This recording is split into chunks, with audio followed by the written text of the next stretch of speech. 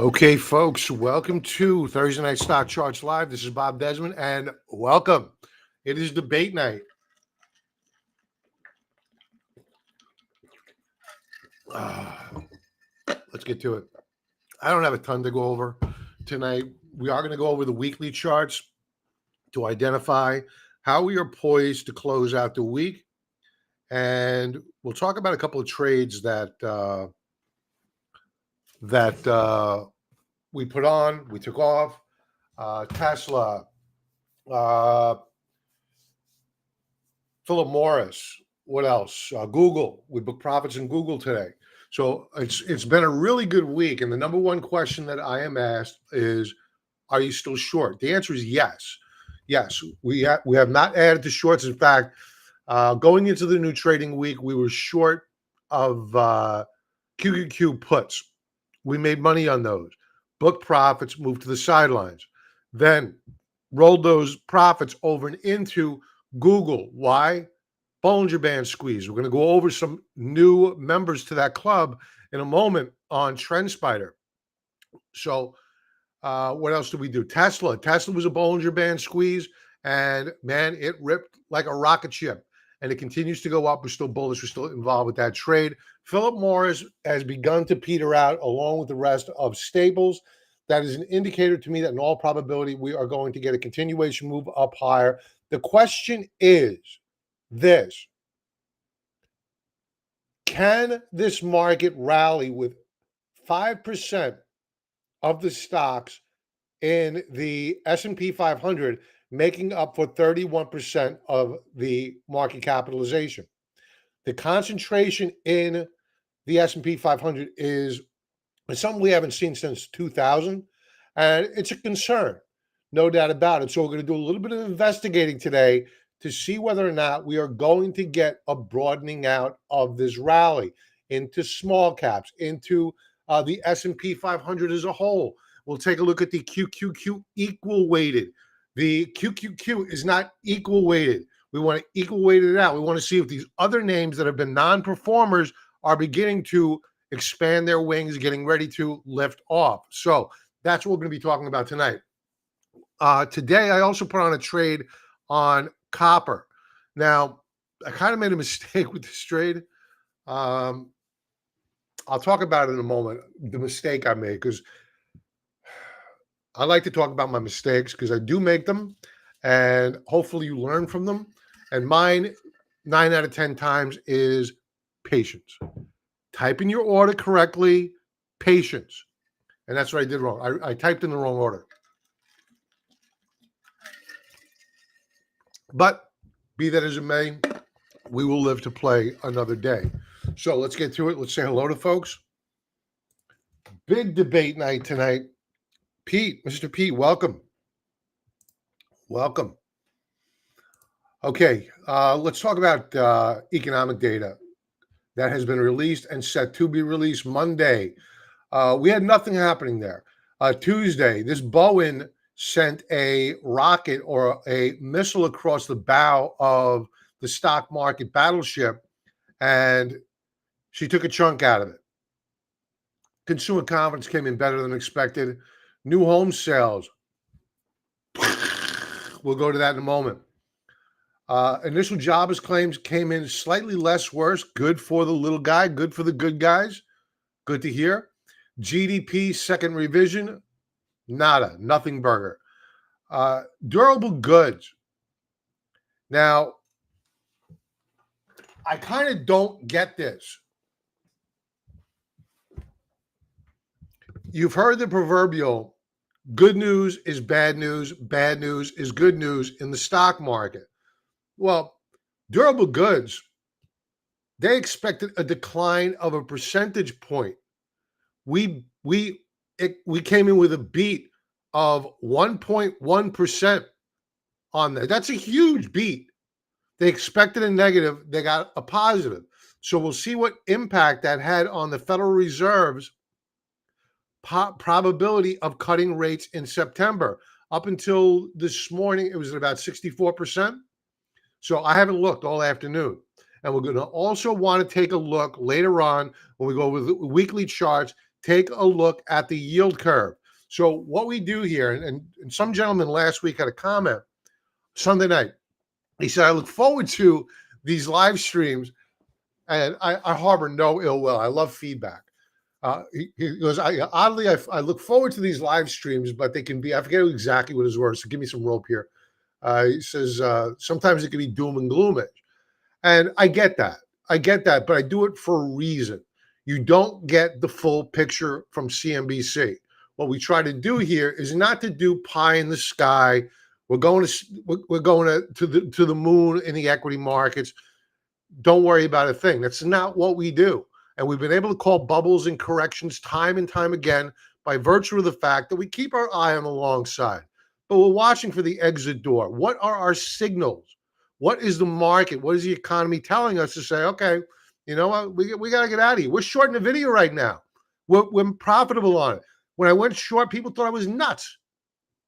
Okay, but we're profitable. And we're still short of the Qs. And we're down at current on the SQQQ, but I still like it. So tomorrow, we're going to get the Federal Reserve. Duh.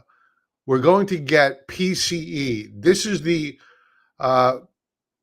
Fed's favorite, ultimate favorite measure of inflation. So by and large, the market has just really done a lot of nothing this week. Backfill. Qs, S&P 500, etc. So what are they waiting for? They're waiting for the PCE. That's the pimp Mac Daddy of economic reports for the new week. Well, take a look at the charts. Is one report going to derail the overall stock market right now from broadening out? I tend to doubt it. The caveat being, if the yield curve steepens, and if we get a probability of an ease in September that just goes poof, doesn't happen anymore, that can mean a long, hot summer for the equity market.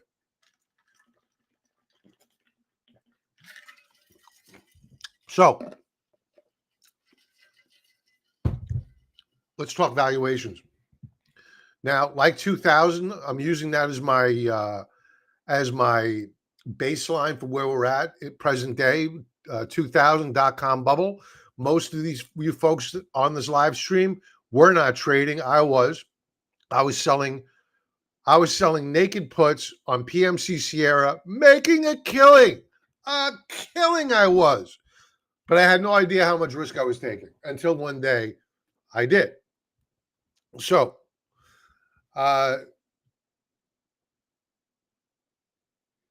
what is similar today as with back then is that valuations, this is back then, valuations are creeping up towards that level.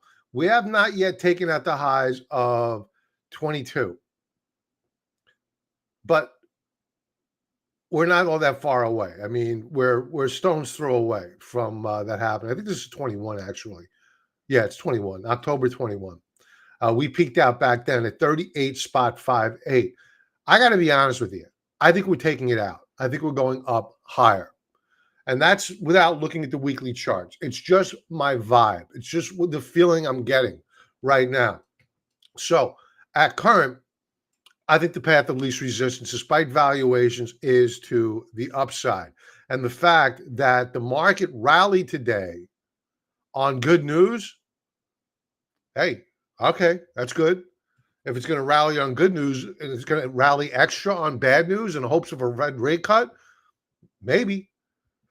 So, Buffett indicator, we remain very overvalued.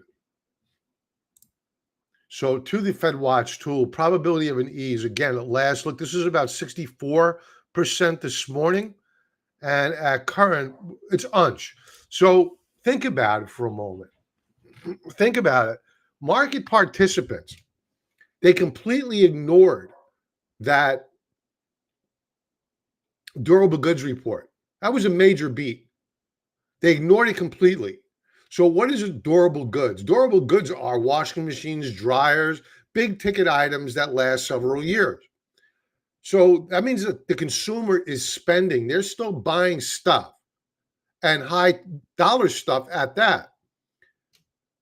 So we beat on that number, and that would be inflationary. Yet the probability of a rate cut, the expectation stayed unchanged. Now, do I agree with that? Do I agree that they should be cutting rates in September, November, December? Absolutely not. Absolutely not. They should be raising rates, but what I think means nothing. I don't make a market. The market tells me which direction it's going to go, and we can decide to get on board or not. We could be angry with it. We could disagree with it. We can't trade the market that we want. We have to trade the market that we have. And what this is telling us by market behavior today, by virtue of the fact that the markets closed up and you saw a broadening out of this rally because the Qs did not take out all-time highs today, with also the fact being that the expectation of a Fed rate cut hasn't changed despite the durable goods numbers, tells me we're going up. Who am I to argue? I don't agree with it, but I think we're going up.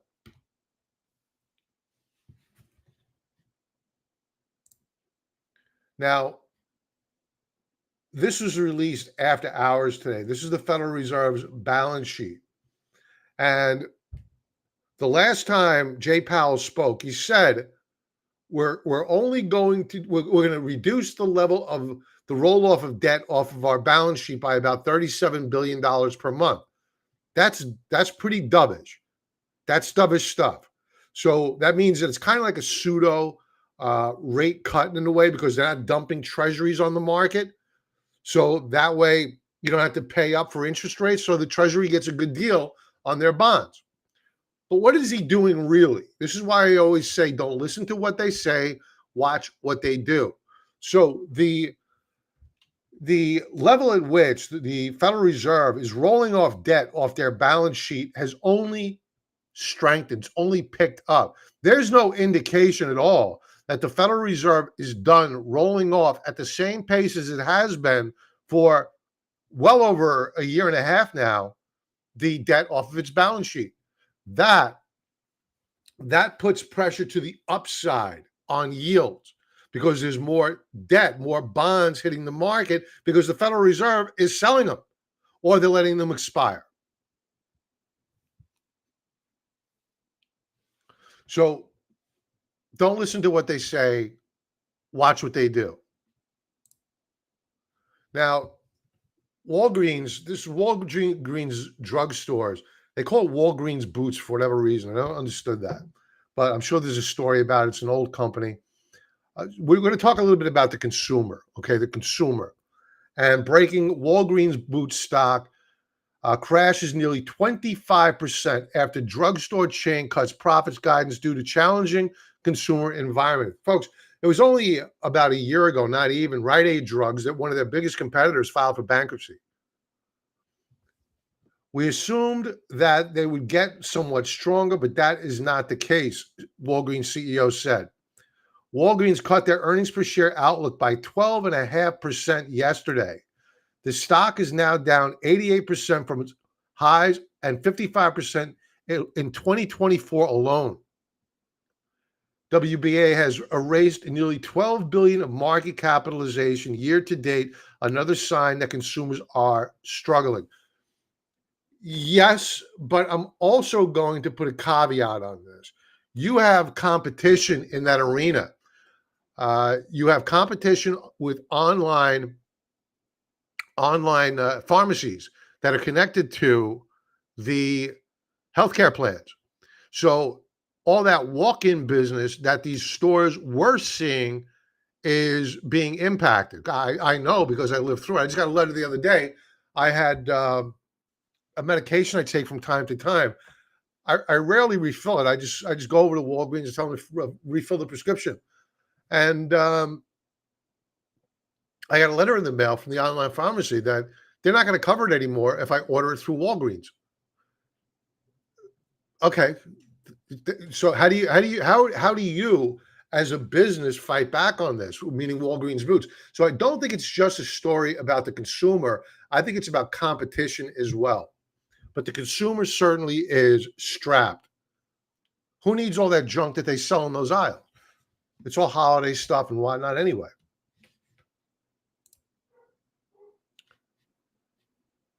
What does this have to do with the consumer? Lumber prices continue to sink amid a soft U.S. housing market. I remember back here when this was just ripping through the roof.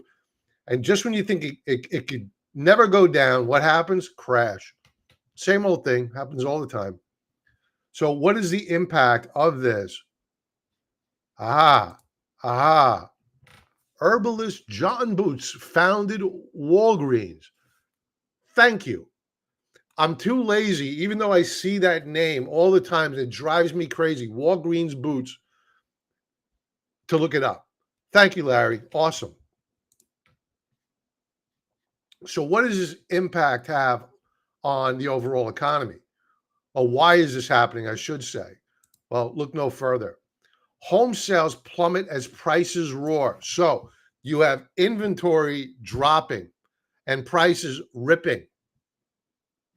In May 2024, U.S. pending home sales dropped to an all-time low, with the pending home sales index falling to 70.8, the lowest since the series began in 2001. Not a huge amount of data, but this decline was unexpected, as analysts had anticipated a slight increase. The decrease in pending sales was attributed to elevated mortgage rates, and high home prices, which discouraged prospective buyers. Well, let's think about this for a moment. How many people refinanced their house in 2020, 2021? How many people? A lot of people. Who's going to want to sell their house and then go buy a new house for more or maybe comparable, unless you're downsizing because of your age, and pay a higher yield? Why would you do that? That's why the inventories are so low. Add to that, you have these big banks buying up tracts of houses, and they're using to rob the renters. Despite the decline in sales, home prices continue to rise. Do you know that they have removed home prices from the CPI? They did that a long time ago. I only became aware of it the other day when I was doing some research. With the average home price reaching $419,300, marking an 11th consecutive month of price increases. However, there are signs of a cooling in the housing market, with active listings jumping 35%. I would look to see where. If you're going to show me listings active in the cities, I believe that. The housing prices here on Long Island have gone through the roof. Why? Nobody wants to live in that pig hole of Manhattan. Nobody wants to live there anymore. You can't give the commercial buildings away. Actually, they have to give them away. And everybody wants to get out. They're going to Florida. And even those that are going to Florida, many of them are coming back and they're moving out here to the island. So, moving on. All right, let's talk about the market as in general. Do we get a broadening out in this market? I think the answer is yes. I think we do. And we saw it today. We saw it with the small caps, and we're going to go to that. In fact, the mid caps and small caps were green all day long. And yesterday morning, I'm looking at the leaders list, and I was very, very surprised. And we began dollar cost averaging into the small caps a couple of weeks ago. I was very surprised to see that with a red tape opening yesterday morning, what was up? ARK. The ARK fund, very, very speculative, very, very high beta stocks, small cap, mid cap, they were up. Granted, Tesla's in there as well, and that probably helped out a bit. But I just thought it ironic that that was happening, and you had the S&P 500 that was fairly weak at that time. So I think that we're beginning to see a broadening out, because today, the small caps and the mid caps began to rally. We'll go to the charts in a moment. So this is posted by Alpha Charts 365, equal weighted QQQE, NASDAQ QQQE breaking out of 2-year base would likely start the next leg up for the market. So what does this mean? What it means is that This is the QQQE. And let's put this into perspective. Let's do this. We'll come back to this chart and we'll show you how this is performed relative to the QQQ and how to interpret what we're seeing here. So here is a ratio chart, QQQ. Now this is influenced, QQQ is influenced by market capitalization. Your top three stocks are Microsoft, Apple, and NVIDIA. So those are the three top stocks. So here you have it. Actually, no, this is not the way I wanted to do it.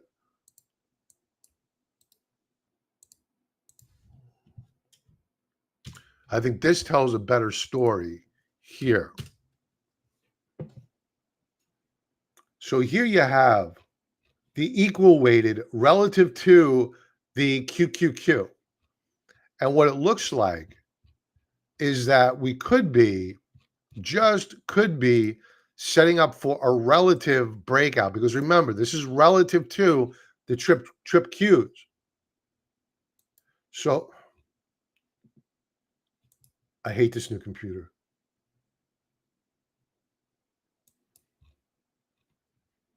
So here we were in a downtrend, unsustainable, rallied, pulled back. Do we have a higher low?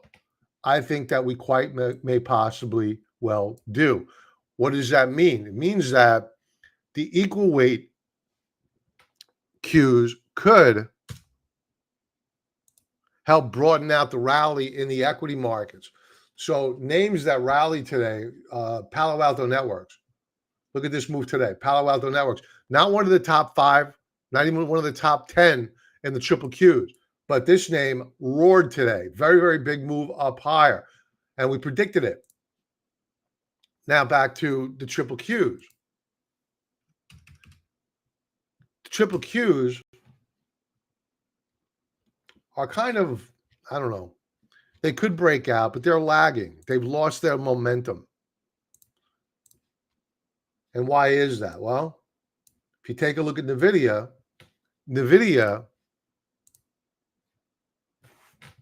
is lagging. NVIDIA today was down another 2%. We shorted on this reversal bar. And it looks like it could go lower.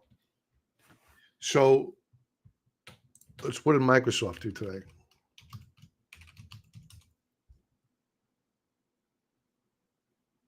Microsoft was up fractionally. So it looks as though this QQQE, let's go back to that.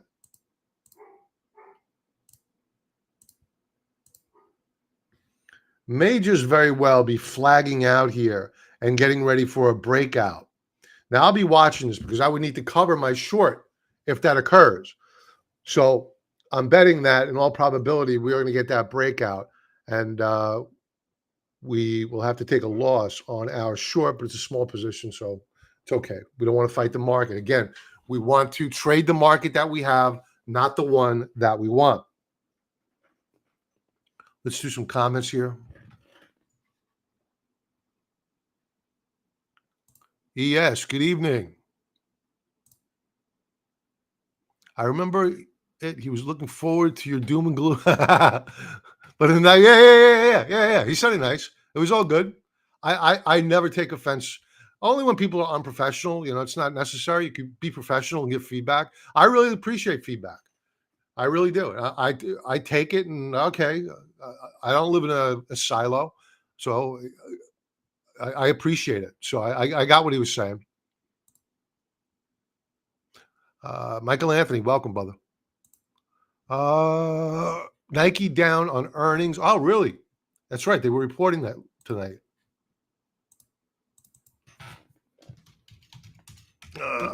Sorry about that noise.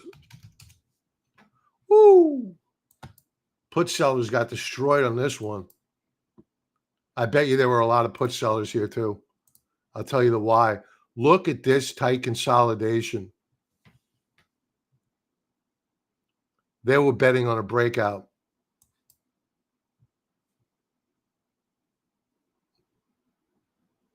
Wow. What was the anticipated market maker move? Oh God, $7.50, and it's still dropping. Wow, they got wiped out. I've been there. A lot worse than that. Agreed. Need to raise rates with oil at this low. Yeah, oil. We're going to go over that chart in a moment. Oil is a threat. Gasoline prices as well. Silver will go high. I bought silver today. We've owned silver, Larry, and we added more using the futures. So I bought some the micro silver contracts. I think the problem with WBA stop having ads at the front door, which people want to see the ads on sale. Okay. I got to be honest. I don't know what I rarely go in there. I'm not sure about what ads those are. I think you buy VGR tomorrow on a bounce. Okay. Yeah, LABU. We were talking about that earlier. LABU looking really, really good. Bullish key reversal bar. And the other thing that matters here, and this is we're always looking for correlations, right? So correlation equals causation. So what could cause the small caps to rally? Well, what could cause that small caps to rally is what's correlated. So what's correlated is the biotechs, are the regional banks. If they begin to rally in earnest, guess what happens to the small caps, assuming that yields go down? Small caps rally.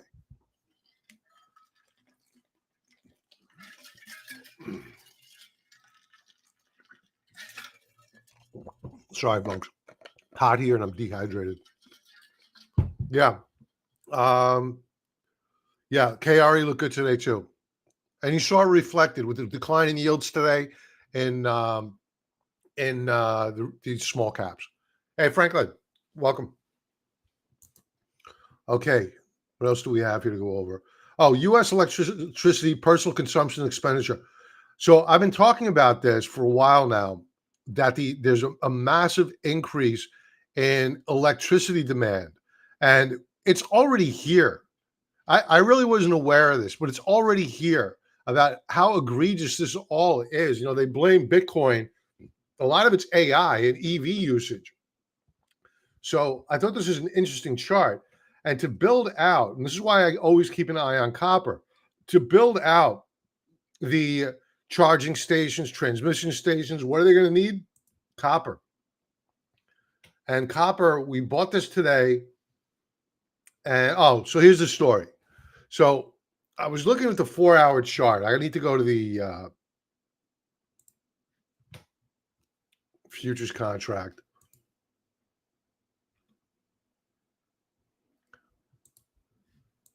Okay. So I was looking at the 4-hour chart really early this morning. And I says to myself, isn't copper looking good here? It's on a 4-hour chart. We've been consolidating sideways. And then I saw a pop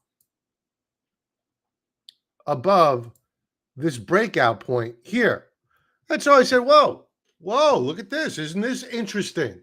We have commodities rallying. We have metals that are up. Gold's up. Silver's up. Now we're beginning to break out of a 4-hour consolidation on copper. Why not jump in here? So I did. I put out a one lot of, what was it? I think it's September copper. Then I saw it begin to gain strength. I said, okay, the market's validating. I'm accurate here. Let's lean into a little bit. And I accidentally clicked, rather than clicking on the September contract, the minis, I clicked on the maxi, I guess, and I have a little bit too much money invested in copper right now than I would like to, and it came back to hurt me because I wasn't watching it all that closely, and I would have stopped out. I didn't put my stop in. When I trade futures, I'm very good usually with stop loss orders. And I didn't put a stop in. I took my eye off the ball. I was looking at my P&L. P&L was looking good all day long. And then I realized, holy Christ, copper, which I wasn't even thinking about, broke down to new 4-hour lower lows. I would have been out of it had I stuck with my discipline. And so I'm kind of underwater here right now today, but I'm still bullish on it. So we're going to stick with it. So we don't talk about our winners here all the time. We talk about our mistakes as well. How could I have prevented that? Patience, patience. Enter the order right, then take your time at your execution. Enter your stop loss order. I didn't do it. I effed up. So I own it. That's the beautiful part about trading. You can't blame anybody else but yourself. Okay, what else do we want to talk about here before we go to the weekly charts? Silver, not really. I bought some today.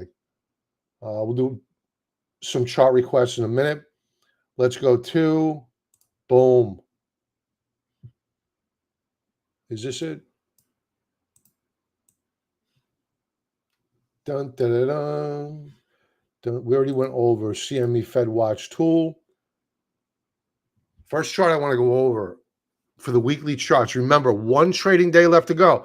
So if I'm sounding bullish or bearish on something, remember that the weekly chart, there's always something at the end of business on a Friday. I look at a chart and I say, wow, remember how bullish that looked on Thursday night? Now it's the exact opposite. Or how bearish it looked on Friday night? Now it's the exact opposite. It happens every single week. So here we have it. Let's begin with the yield curve. Now, this has been benign, hasn't done much lately.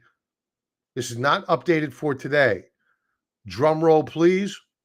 Now remember, I don't know what this is going to look like, but this is the line in the sand that we're watching. This line in blue. So let's refresh it. Unchanged on the week. I thought it was up today.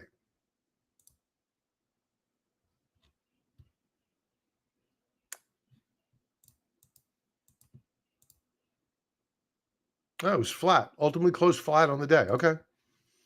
Okay, good. All right, CRB Commodities Index. So what we're looking at this for, well, let's go back for those that are new.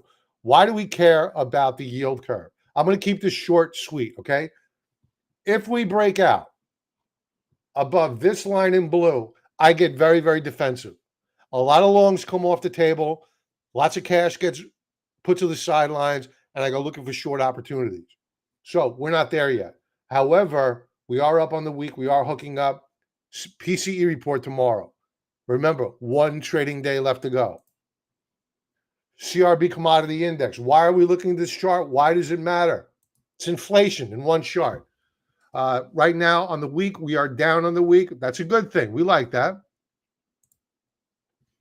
Yields still up on the week. They pulled back dramatically today.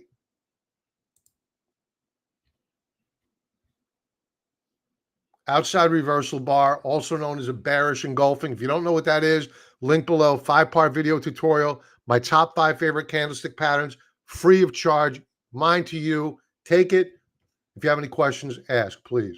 So it looks as though yields are probably going to do a retest of 4.3 and then perhaps roll over. We want to go back to the weekly chart for a moment because we're always looking forward. So take note of these stochastics. They are nearing quote-unquote oversold levels. I use air quotes for oversold and overbought because it's a loosely used term, and we only want to use those terms without air quotes when we are very, very overbought and it's unsustainable.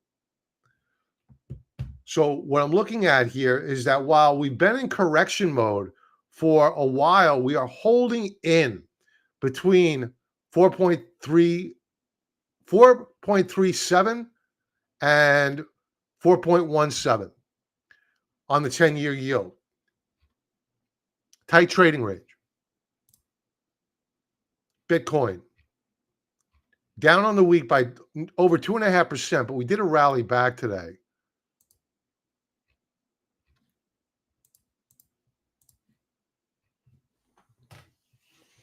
The problem here is, and I own Bitcoin.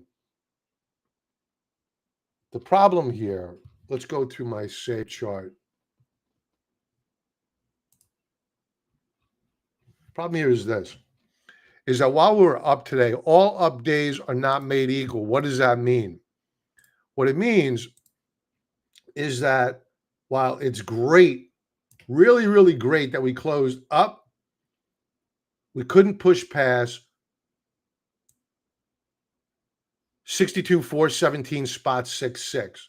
That was the high of the day. It's probably the high of the week in that ballpark. So we have what you see here is it's a shelf, a resistance shelf. And what happens here quite often is that you ever see Wile E. Coyote? He gets in front of his skis, he goes running off the edge of a cliff and then goes, drops down. This is what this always reminds me of, is that you get a rally back, traders get excited, you're starting to see some support, but they're not paying attention to the resistance above. They're not paying attention to the behavior of whatever you're trading, stocks, Bitcoin, commodities, cupcakes, it doesn't matter. If you're seeing selling into the close, that's no bueno. If you're seeing consistent resistance at one resistance level, that means that there are too many sellers, not enough buyers. Therefore, what does that mean? It's probably going to get resolved downward. And I say that as a long of Bitcoin. But we're dollar cost averaging in, so I really don't care. Volume today was very good.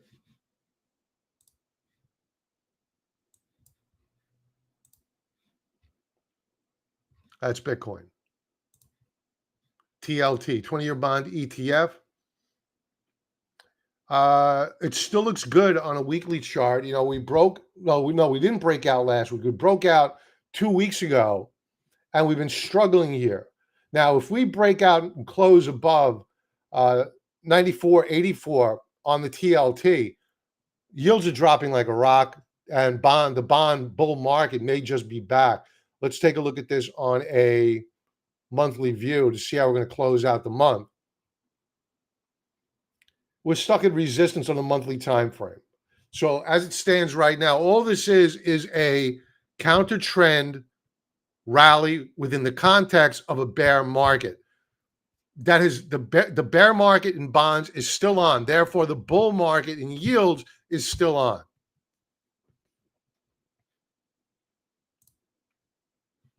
Tips. No new weekly high or high, but we're up on the week. The US dollar, I'll tell you, amazing, amazing rally here. The pullback today allowed for gold and silver to catch a breath.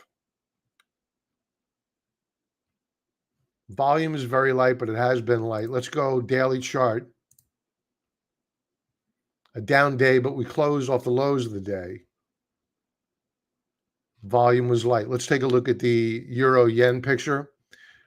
EU has elections coming up. France has elections. I think a couple other countries over there. And that's why you're seeing some pressure on the euro of late.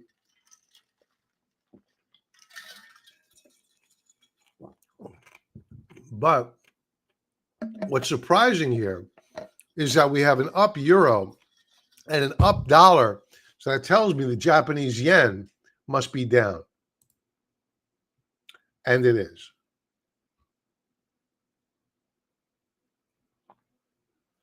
So this here is a problem for the equity markets. So the Japanese have a major problem with inflation, more so than we do here.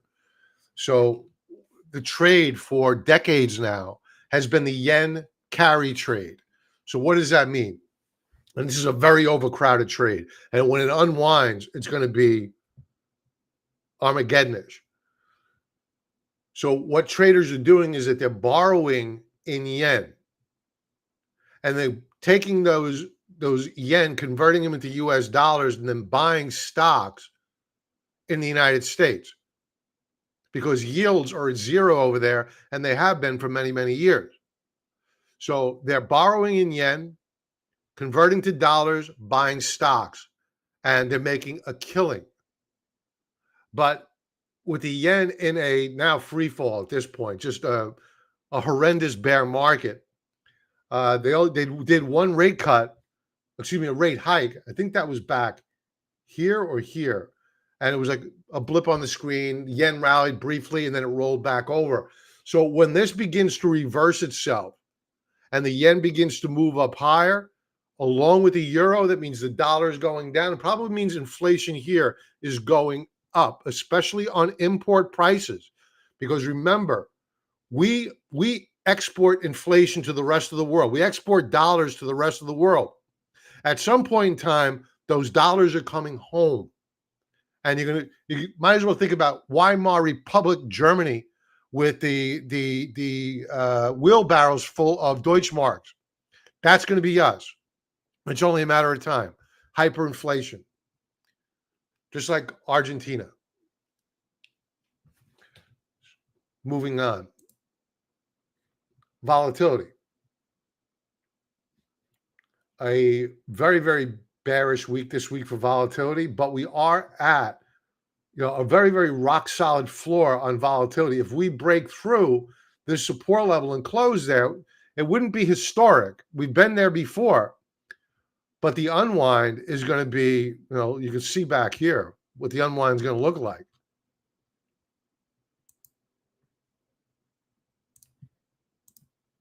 Here's a 20-year view.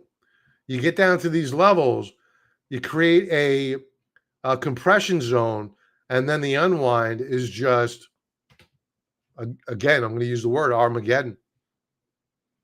So when this all happens, we want to we all meet a couple of times a week, and I send out commentary to members, and we keep an eye on these things.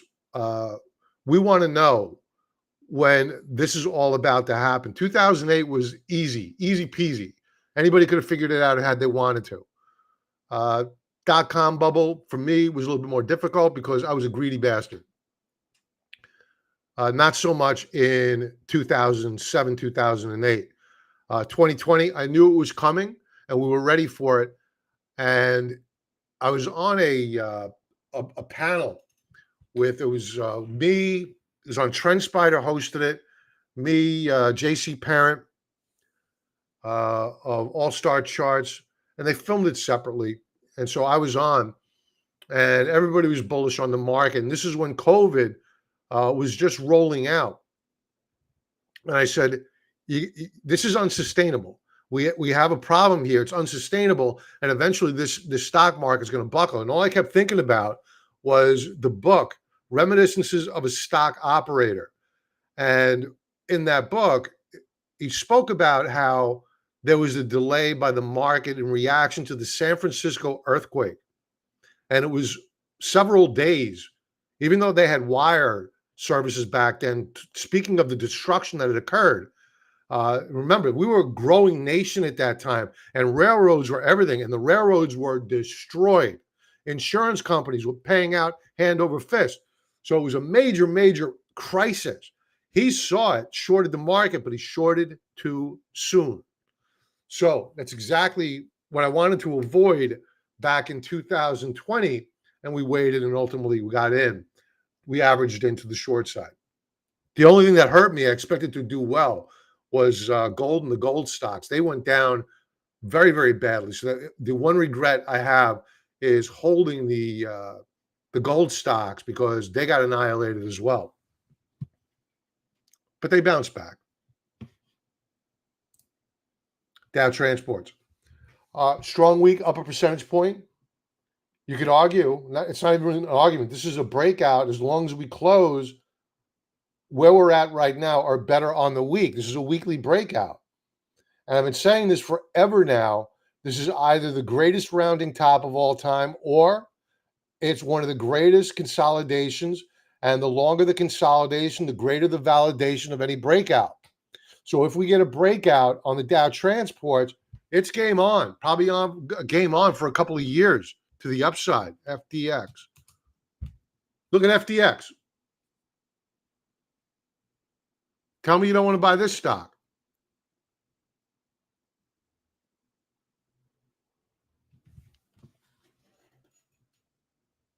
Look at this inverted head and shoulders setup.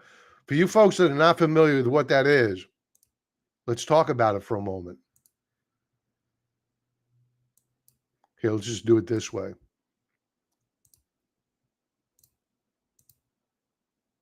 Where is it? Here it is. Left shoulder, head, right shoulder.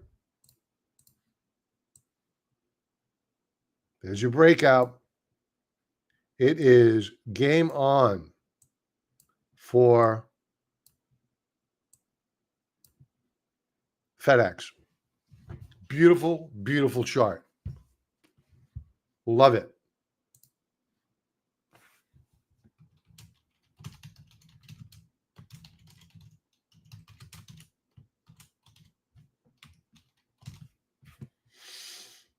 Very nice. We're going to do something with that. What did it do today? I'm a call seller here right now. I'd buy the pullback. I would be seller of calls right now, assuming that there's premium in there. But let this bull flag out. I would buy the common stock and then make that a covered call.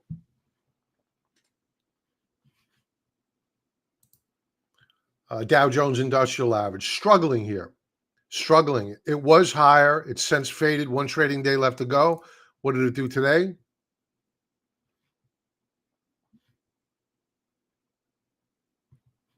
Up fractionally. SPOOs. On the week, up about a third of a percentage point. On the day, breakout. So we've been talking about this on Market Wrap, which I send out Monday through Wednesday, about a potential breakout on the S&P 500 on this bull flag setup, and we have it. So we have a breakout. Our momentum indicators are rising. So let's go back. Let's go back to, we have too much debt on the balance sheets. The Federal Reserve is taking debt and rolling it off their balance sheet. All the doom and gloom I could throw out there. It doesn't matter. It doesn't matter until it matters. Valuation is this. It doesn't matter. At this current snapshot in time, the path of least resistance for the equity markets is to the upside. That's what the charts are telling us. And once they start going the opposite direction, this breakout, the case in point, let's do a hypothetical here, which would get me bearish. Let's do a hypothetical and say, okay, what if we make a new daily high tomorrow, then reverse and close back down into this trading range? That would be bearish stuff. What we want to see is a retest of this breakout point tomorrow and then follow through to the upside. We'll see if that happens. So the path of least resistance for the S&P 500 at current, up.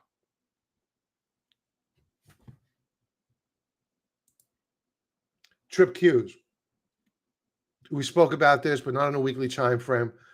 Trip Qs, bullish key reversal. Again, one of my top 5 favorite candlestick patterns. Link below, 5-part video tutorial. How's volume? No volume. There's been no volume for months now. Daily chart. Stokes rising. The test is always at the top. You know, do we break out? Do we break down? We're going to know in the next couple of trading days. Small caps.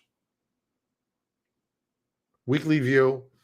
We're up 2.4%. That's relative to Q's up only about a quarter percentage point. Relative to the S&P 500, which is up only about a third of a percentage point.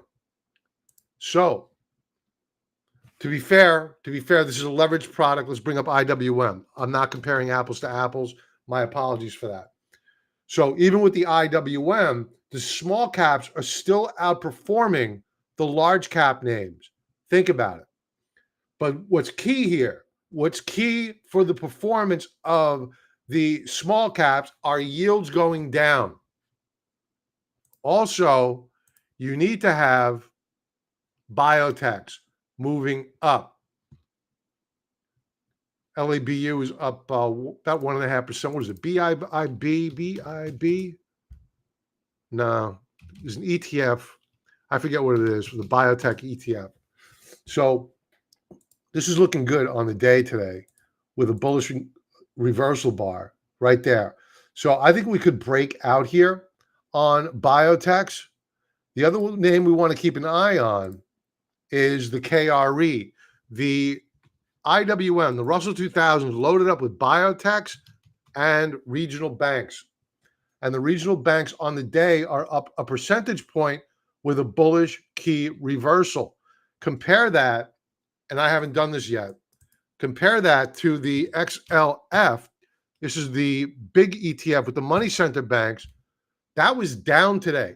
So the relative performance of the banking sector is that you have the regional banks outperforming. One trading day does not make a trend. Outperforming the money center banks. So it could mean that with declining yields, we get a rally in the small caps.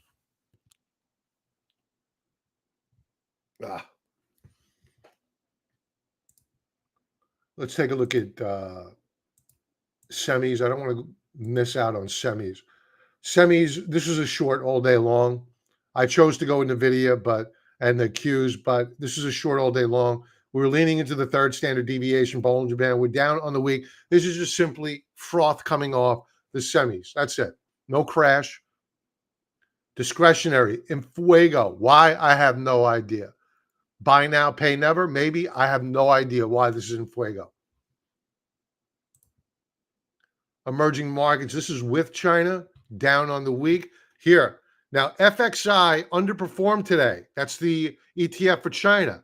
Let's back out weekly time frame. Let's back out China. All right, so this is emerging markets with China down over 1.25%. Without China, up spot 41%. That is a big relative outperformance versus an ETF with China. Energy stocks. Continuation breakout. We're long of the energy stocks using Gush. Leverage product. Looks like they're setting up for a continuation rally. Oil. We're very close to a major breakout here. We've been here before, here, and we failed. But could the third time be the charm? That's the question. And if it does,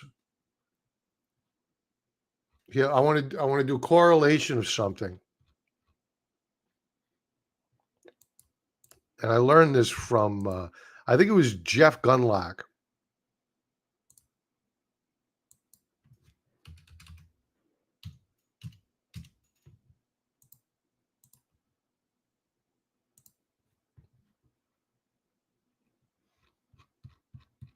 You could see that yields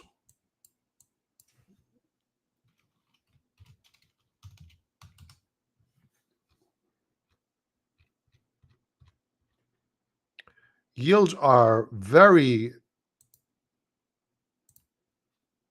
correlated. They've come off some. Let's go to a monthly chart. Yeah. So they were much more highly correlated at one point in time. Historically, they're very correlated. And that correlation is resuming again. So what does this mean? So if oil breaks out, we should expect the response of the bond market to be, we need more yield. Why? Because oil is inflationary.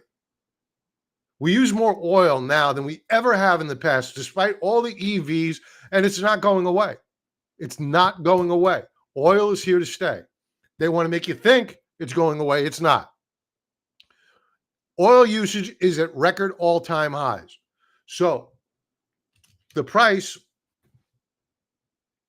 once it begins to break out, you should expect that yields are going to rally. This is just another indicator that we're watching so that we're not caught surprised. We're not caught flat-footed. What we want to be here at the Contrarian Trader is that we want to be on our toes. right? When you're on your toes, you're being proactive. You're looking out for danger. You're long, you're short, but you're looking out for when the game is going to change against you, rather than being on your heels where you're reacting. You're surprised. I don't want to be surprised. I'm surprised enough, and I do a lot of research. I don't want to be surprised. I want an edge. The only way to know our edge is that we know our correlations. What correlates with what? And if we see too much of a negative correlation versus the stock market, well, then we need to lighten up. Yield curve begins to steepen, oil prices begin to move up, yields begin to move up. Guess what? I want cash. I want to be short. Simple as that. It's not that complicated. It just requires patience and discipline. I'm going to clean this up. I know folks want me to get over to some charts. I'm going to do that in a moment. Some requests. Gasoline prices moving up higher. Gold now up on the week. Very, very goodly. Let's see what it looked like on the day today. On the day, nice breakout. Still not convinced that this is going up because the dollar is still so strong, but it's looking better. All right, I think that's it. Oh, Tesla. Somebody was just talking about an inverted head and shoulders setup on Tesla. Do I have it up here? Let's bring Tesla up.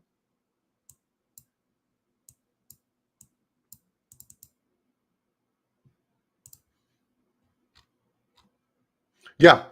Yeah. So who was it? Infintab.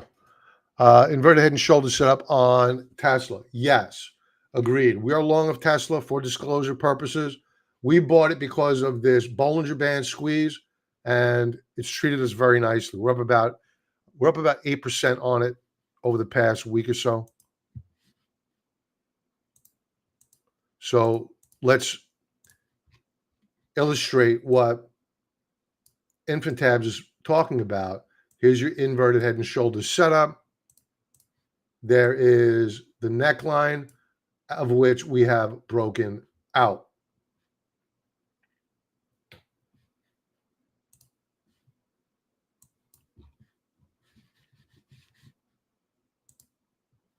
Now, let's do some chart requests.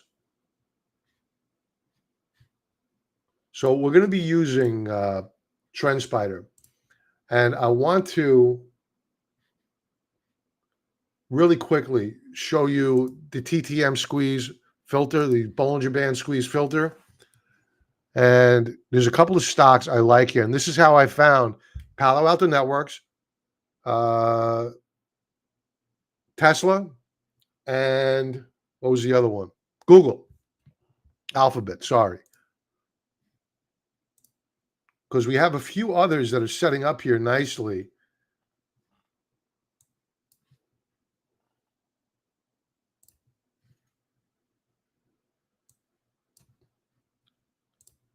We don't care about this one. We want beta. We want something that's going to move, because we're probably going to trade the options. With Tesla, I traded the common stock. Cisco Systems looking really, really good here. The problem is, the reason why I'm not all that attracted to it is that this moving average here really needs to be above this one. So the moving averages are not stacked appropriately. So I would like to see the share price trading above these moving averages. So I'm probably going to pass on this one.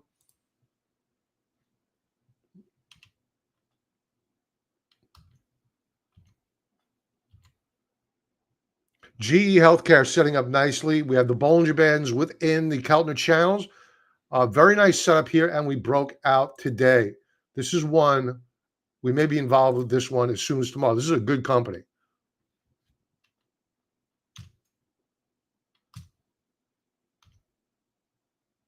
Airbnb, looking good. This is a potential. It's breaking out. It's stacked above its moving averages.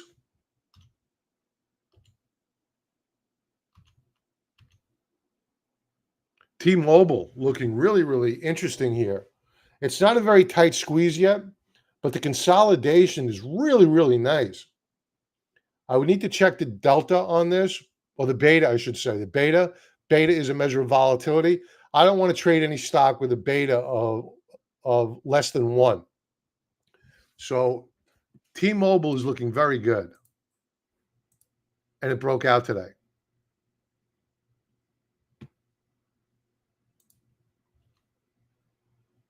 Google continues with the squeeze. We booked profits here today. I don't even know this company. Zscaler, Tesla, we're already in. Amazon, I'd be a seller here. We're at resistance. I'd probably be taking profits. Diamondback Energy looking really, really good with a potential break. As a matter of fact, it broke out today. So you have a Bollinger Band squeeze set up, and it looks as though we are breaking out higher here. So Diamondback, very, very interesting potential trade.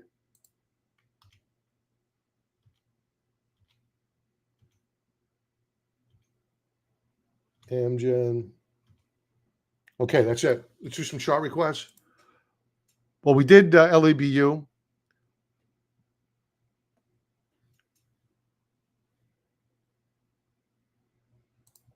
All right. So Michael Anthony, he's betting against me. FCX, SCCO, and HBM. I don't know HBM. All going lower, which are copper plays. So he's calling BS on me. So let's take a look at those charts. Maybe he's right. FCX. He looks right on Freeport McMoran.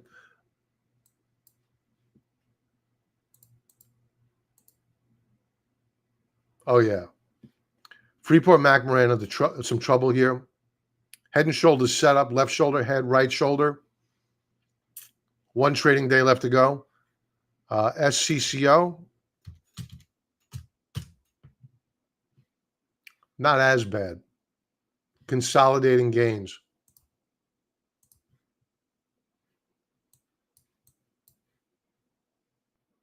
I don't think this is going lower. Freeport McMoran may, but I think this could break out. And this is a pure play on copper, my friend. How dare you? How dare you trade against me? Counterparty. How dare you? Good sir. HBM. I don't know this one. Hud Bay Minerals. I've never heard of it. I'm not a buyer, but it is up on the week. GLW could work, which announced 28% up. Glasswork. Corning.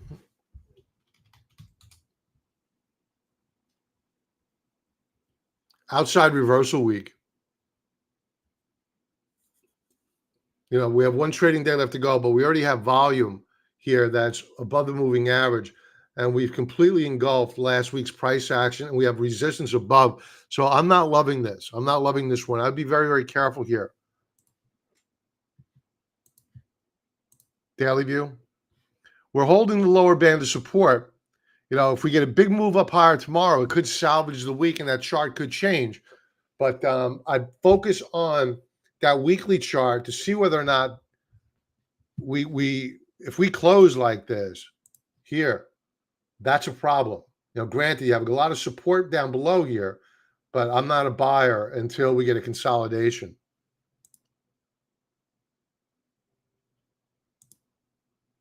We'll leave it off with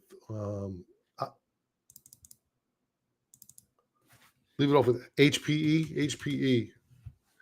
Oh, you know, I was reading an article about AI and the vertical plays on AI. And one of them was Dell and Hewlett Packard. Why? These machines are going to have to be a lot more powerful. You're going to need a refresh cycle on these PCs. And so we could enter a new era of where, like, late 2000s, where the PC market, look at it. You look at Hewlett Packard here. Holy Christ. I think it's already begun. What a breakout. That's a monthly chart. That's a multi-year consolidation. Look at the head and shoulders setup, inverted head and shoulders setup here. Left shoulder, head, right shoulder. That's a screaming buy. That's a screaming buy. What is Dell doing? That's already run. Looking a little bit tired. HPE's run already, but I think on any consolidation, these names need to get picked up. I really like HPE here. With that, folks, everybody Michael, we have Biden, Trump tonight, and that should be interesting entertainment. And folks, awesome night. Thanks for being here. Don't forget, Trendspider 35% discount code below. Like, subscribe, you know the deal. And don't forget my 5-part video tutorial, free, link below, on my five top favorite candlestick patterns. Have a great night. Be well.